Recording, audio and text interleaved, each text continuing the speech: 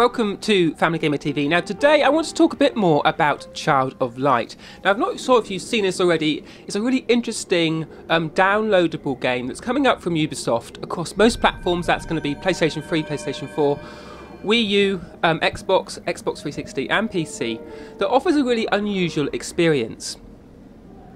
Now we had some time with this game recently, and what I thought I'd do is to list down my top favourite things about Child of Light, and there's a lot to say here. So first and foremost is the world you're playing in. This is the world of Lemuria, and it's drawn in a sort of art style that's reminiscent and may remind you of Rayman Origins and Legends, because it's using that same engine that Ubisoft has developed for those games. And it has a sort of a hand-drawn sort of aesthetic to it, but more than that, it has a real sense of space. As you can see here, the sort of the castles and princesses type story that you're playing through has a real mythical quality, as if this land has been recently deserted by its inhabitants.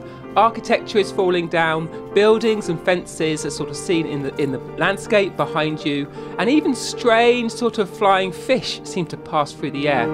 As you explore, you have a sort of sense that this is a little bit like Limbo, and that sort of side-scrolling platform action where you've got different layers of scenery that you're passing through, give you a sense of depth in the world, but also give you a sense of a real stylised experience. You have little fireflies flying about in the space, you have leaves blowing as you enter the woods and the trees, and it really lends the game a real sense of presence. Now my second favourite thing about Child of Light is the character you play. Unlike other games, other adventure games like this, you're not playing a male character, but you're playing quite a young girl. From the look of her drawing, it seems like she's maybe 10, maybe 11 years old, although that's not clear. What is clear though is her setting in 1895 Austria. Now she has fallen asleep because she's been ill, but rather than die from her illness, she's fallen asleep and she wakes up in this land of Lemuria. So you explore as this character, but Aurora, as she's called, has a lot to add this game. She's a real character in her own right. She has a real sense of story and background as you sort of find out as you play through the game, and her diminutive form is part of the story. So there's a sense that she responds to this world differently than a male character would, and there's a fragility and there's a vulnerability to her, which links into the fact that she's been ill. I love the way that when she picks up a sword, there's a sense of weight, so she struggles as a small character in the world. There's a sense of the fact that she can't even hold it aloft for very long and it soon falls down. But this is all intentional. There's her scale, maybe her gender, certainly her character and her abilities sort of feed into the story that this game is telling, as the developers say, that this is a tale about growing up. It's more than just entertainment, it's more than just an action role-play adventure, as we'll get onto, but there's a sense that they want to lend the player an experience that looks at and tells a story about what it's like to come of age and take responsibility for the world around you. So rather than being rescued or even rescuing someone else, Aurora is the character that needs to come of age in Child of Light. Now my third favourite thing of Child of Light is the battles. Now this is a role-play game, so you start as a sort of side-scrolling platform elements, but the real meat of the game are in these battle encounters and in the upgrading, levelling up of your character Aurora. When you encounter enemies, you have these active time style encounters like we have seen in Grandia or Final Fantasy. And so as the player, you choose how Aurora will attack the other characters, but it's time-based, so if you get your attacks in right, you can interrupt their attacks against you, and also there's a limited amount of time to how long you have to make those decisions. You can play this game both in single player or also in multiplayer, with the second character taking control of the little raindrop assistant in the game, but has a lot to do. Now that second player can choose whether to heal Aurora or other members in the party, can choose whether to interrupt or slow down time for the other elements of the battle that's going on. And that's a really nice aspect of Child of Light, that the multiplayer isn't just being added on to the end, but there's a sense that you could play through the game with two people, and the role you're playing, whether you're playing as player 1 as Aurora or player 2, will be different, and you'll have to adjust your tactics to match that. And in a family setting, I really like the way that would play into different people in the family playing together. And on that note, it's interesting to see that Child of Light has changed its provisional PEGI rating of PEGI 12 down to what we're expecting to be a PEGI 7. So certainly the developer seems to be doing some work here to engage with quite a wide audience. Now that developer is the same developer, same team largely, that has come from Far Cry 3, and you see that in the upgrade trees. So it's a very similar sort of sense of progress, almost an identical tree in some aspects. As well as that, you can upgrade your character in terms of skills, but there's also this oculi aspect where you can craft different gemstones together to give Aurora particular attacks and particular abilities. And the number of ways to progress, the number of ways to develop your character is genuinely vast and matches pretty much any roleplay game you'd come across.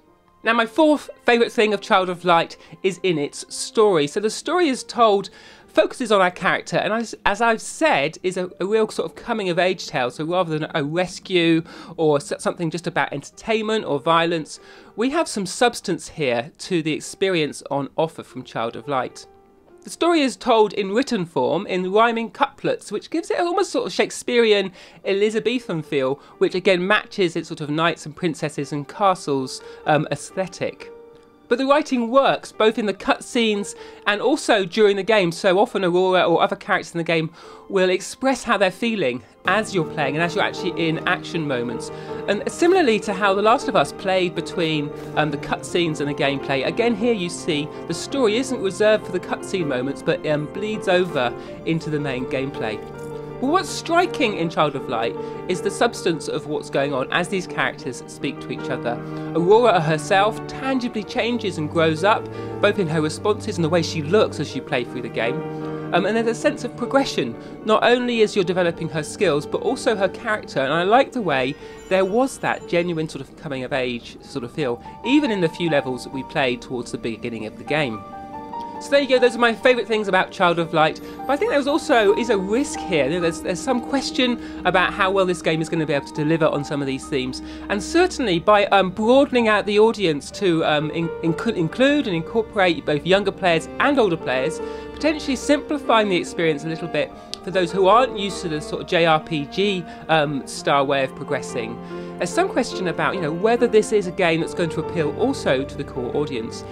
Now the developers have been clear though that their aim is to deliver a game that would appeal to those who've got a long history with JRPGs, and certainly the talent on the team and the art style we've seen today and the level of depth and progression would suggest that this is something that will appeal and will have that sort of those layers of depth. But perhaps the biggest risk and biggest question is to say, how will this game be marketed? Will it be left as another exciting, exuberant adventure in the JRPG style? Or will the marketing materials really be able to address this as a human story, as a tale of coming to age, as a new and fresh way to consider what it's like being a child growing up, what it's like being a child if you're suffering from illness?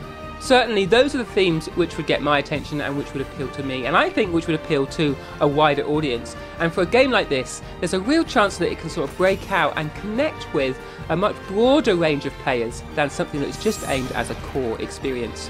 And to that end, it is available on pretty much every platform, as I mentioned. Wii U, so it's good to see some titles there from Ubisoft, like we saw Rayman Legends, the PlayStation 3, PlayStation 4, Xbox 360, Xbox One, and again on PC.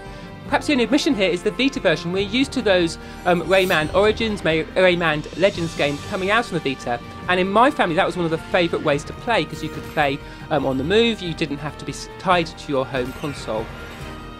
And I suspect that we would see a version on the Vita, potentially even on the 3DS, provided Child of Light does well enough on the main consoles. But you won't have long before you can get your hands on Child of Light for yourself. It's due out at the end of April. It will be a downloadable title, as I've said. In the UK it's $11.99. We'll be sure to track with the game and be back with a full review and also an interview with the developer soon